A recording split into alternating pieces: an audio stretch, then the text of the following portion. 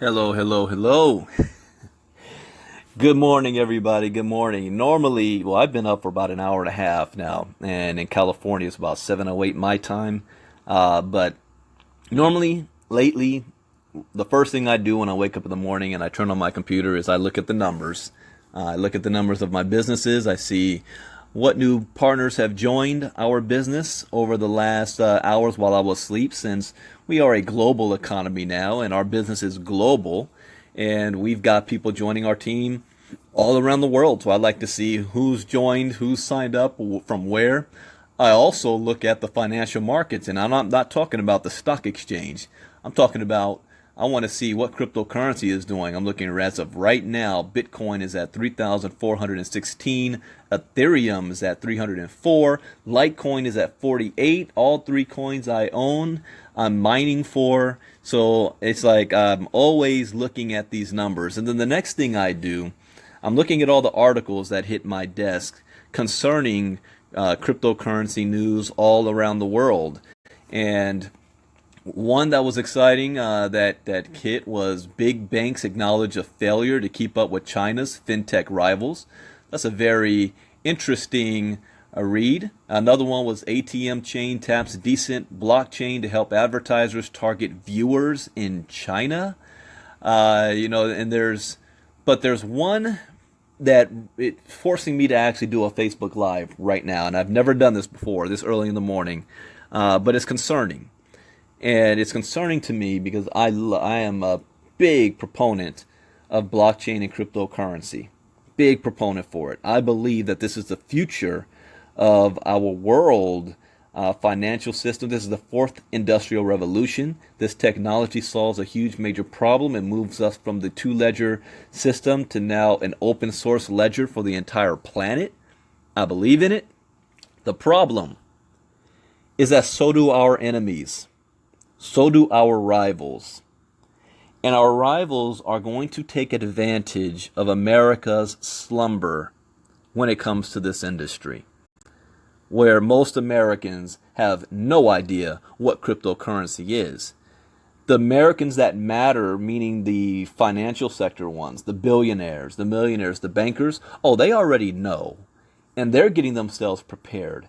But the average American and the American government is somewhat hostile to this technology and looking for ways to regulate it and rein it in and to stifle, entrepreneur growth in this space. So just from that aspect alone puts us at a disadvantage from other countries. Good morning to you, Adrian.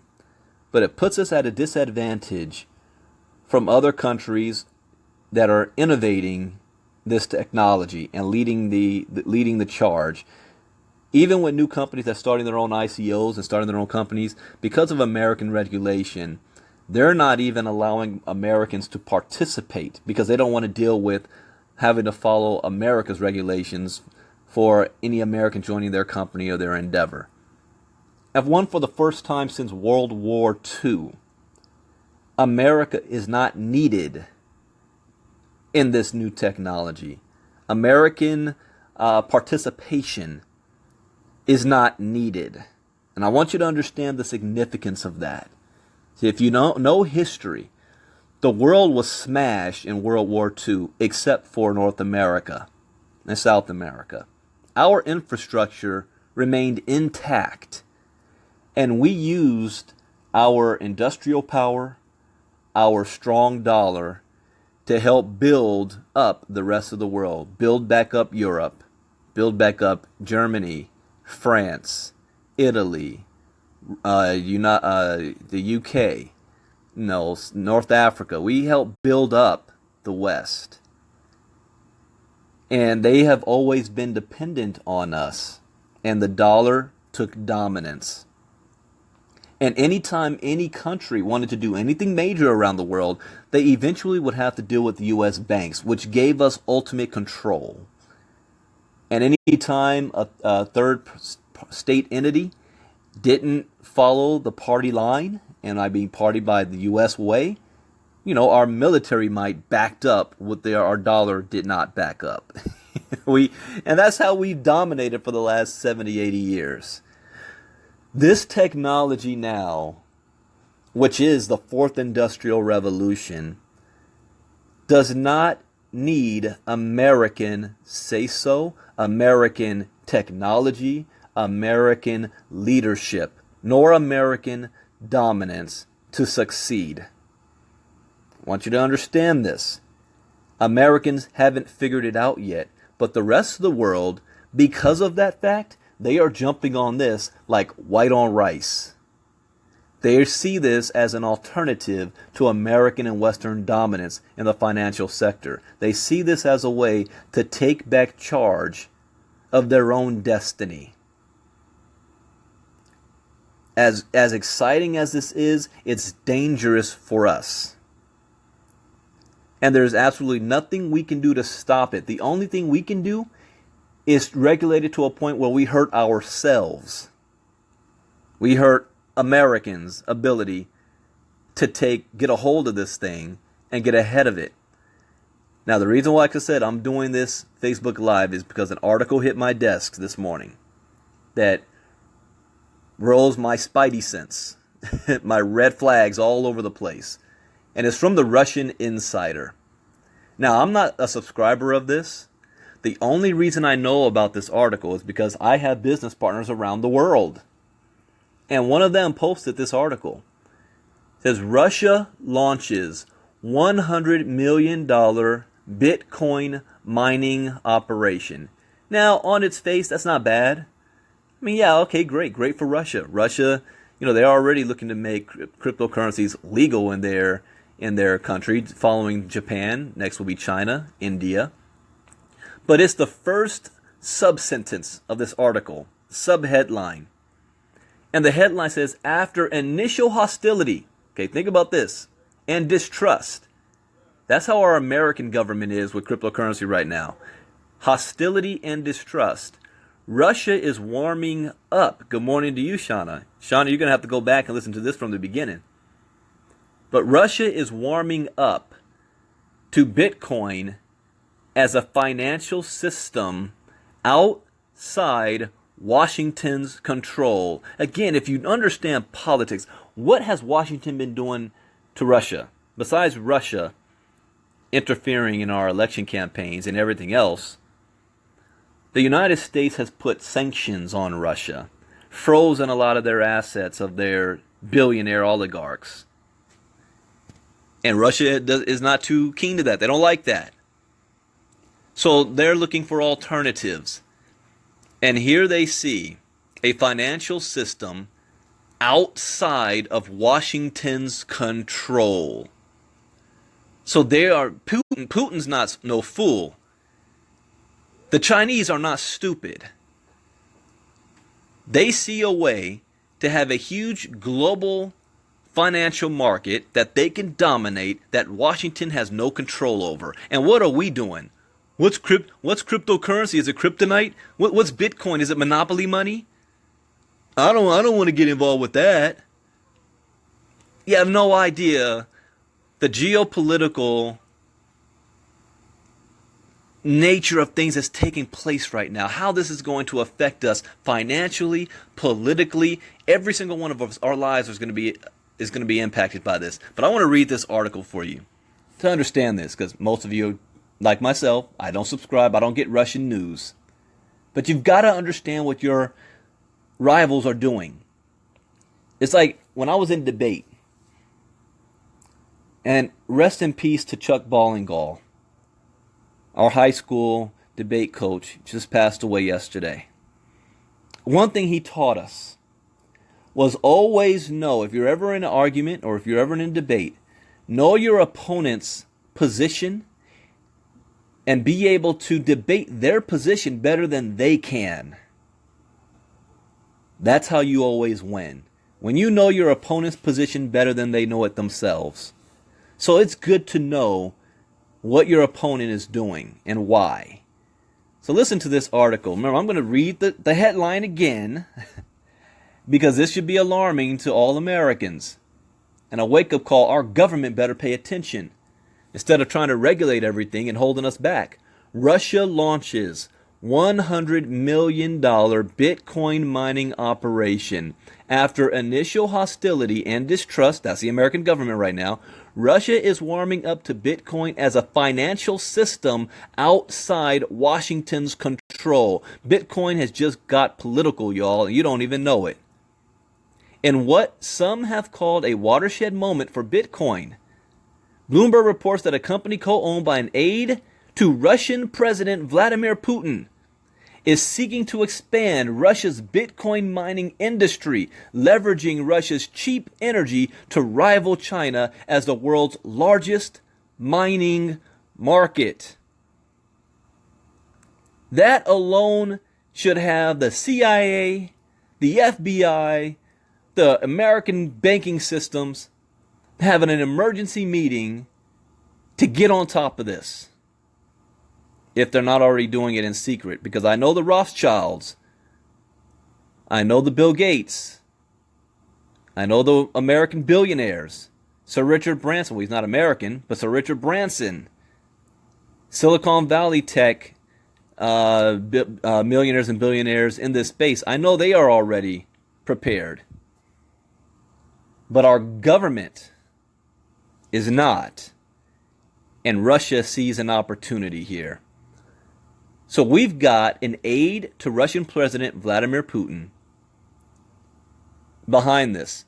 The company known as Russian Miner Coin, RMC, is seeking to raise $100 million in initial coin offering, promising buyers a right to 18% of the company's mining revenue, according to a presentation cited by Bloomberg. How many Americans do you think they're going to allow in this ICO? You think they're going to allow American investors in this thing? Absolutely not.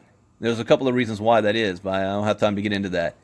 Russian Miner Coin is holding a so-called initial coin offering where investors will use units of Ethereum, here we go again, or Bitcoin to buy new RMC tokens.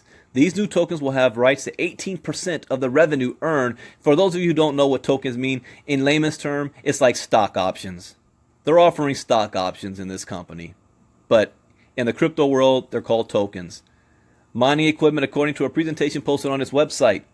According to Brian Kelly, a frequent CNBC contributor, the announcement is a watershed development in the history of Bitcoin because it suggests that Putin recognizes the value of the pioneering digital currency as a reserve asset. Where is our president? Has he recognized this yet? Has he said anything publicly about this yet? I don't care what you think of Trump or not. Wait a minute. Russian? Putin? Trump? Yeah, I think Trump knows what's going on. He's got ties to Russia deep. He knows what's going on, but he hasn't said nothing publicly about this. I guarantee his business partner buddies are all involved in crypto behind the scenes one way or another. Our government is not.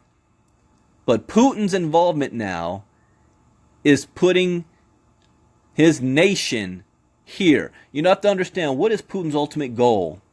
He wants the revival of the Soviet Union.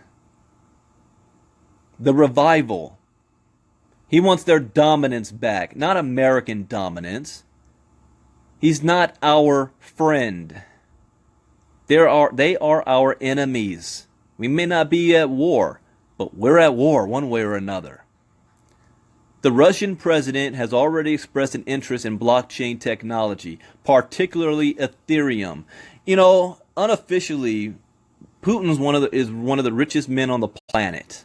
Unofficially. You know, you're not going to see him listed on Forbes, but he controls the GDP of the entire nation. He's 4 or 5 times richer than Bill Gates, when you look at it like that. He's richer than the Saudi Arabian oil kings. And he is all over this. Anything that can rival the US dollar, they're going to seek out. Now, he also met with Ethereum founder Vitalik Buterin on the sidelines of the St. Petersburg Economic Forum and offered his support for Buterin's plans to help local partners adopt the technology in Russia. Have we done that? Has any American officials, met with these guys and said, hey, let's bring you on out to Silicon Valley. Let's get this technology integrated as fast as possible. Let's adopt this for our people. Russia has, China has, Japan has, India has. It goes on to say, Russia offers several advantages for Bitcoin miners. For example, its excess power capacity is substantial. Russia has 20 gigawatts of excess power capacity with consumer electricity prices as low as 80 kopecks per kilowatt hour, which is less than in China. RMC said in the presentation, the company plans to build its own mining hardware. They're not going to ship their hardware from China or United States. They're going to build their own using computer chips designed in Russia. RMC plans to use semiconductor chips designed in Russia for use in satellites to minimize power consumption in computers for crypto mining. Putin's internet ombudsman, Putin's guy, Dmitry Marinichev, said at a news conference in Moscow, Russia has the potential to reach up to 30% share in global cryptocurrency mining in the future. 30%? 30%? Are you kidding me? He added that $10 million from the proceeds of the ICO may be spent developing the processors. Though in the beginning the firm will rely on Bitfury chips. Bitfury, a company that manufactures mining chips, equipment, and also operates its own mining operations, was founded by Valery Vavilov, a Russian-speaking native of Latvia. The company initially plans to locate mining computers based on Bitfury chips in individual Russian households to challenge Bitmain by using Russia's lower power prices. Already, at least one Russian government entity is experimenting with blockchain tech. The Central Bank of Russia has already developed an Ethereum-based blockchain as a pilot project to process online payments and verify customer data with lenders Sberbank PJSC. Now, I will say this. Bank of America already has 20 pending patents dealing with the blockchain technology. So it's not that Americans or the movers and shakers in America are oblivious to this. They know what's going on. It's just that when you're already the top dog and you think what you have is already working, why change what's working? It's not like they're in a rush to put this change. But when you look at what our competitors, our rivals, our enemies are doing, if you can't control it, you better direct it, dominate it, and then regulate it. Not put your head in the sand. A vote of confidence from a close Putin associate has helped lift the Bitcoin price to all-time highs. Are you kidding me? You guys see the Bitcoin price jumping to 3,400? Why? It's because of the Russians. Is what they're doing. And America is late on the game. Again, if you've just coming on listening to this, you've got to listen to the beginning. Because as exciting as this is for somebody like myself, who is a proponent of the blockchain technology, cryptocurrency, a cashless society, one world currency that is coming whether we like it or not. Also, as an American, it makes me nervous at the same time when I see our rivals leading the charge and not America. When I see the Russian president using this as a way to gain outside of Washington control. Where I see other countries are seeing that finally we can get out of the US dollar. We can control our own destiny. We don't have to kowtow to Americans, the American government or the president anymore, or the banks. With the amount of debt that the United States has right now, with the dollar just basically tinkering on, collapse. And I don't see our government doing what these governments are doing to prepare for this. And even worse, our populace is completely clueless. They don't even know what a freaking blockchain and cryptocurrency is. You got to wake up, you got to pay attention, and you got to get involved.